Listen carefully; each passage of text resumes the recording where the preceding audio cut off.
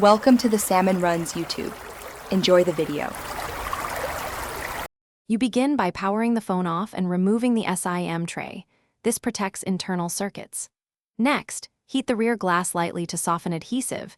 Use a hairdryer or heat pad at about 60 degrees for 30-60 seconds.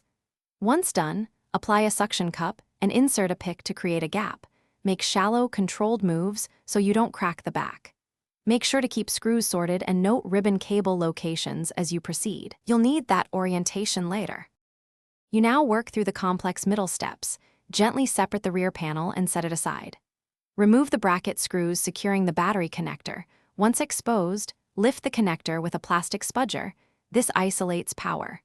Then remove any mid-frame screws and peel adhesive strips under the battery slowly.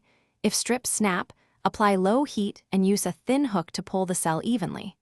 Make sure you keep pressure even to avoid deforming the battery, and do not touch the PCB pads.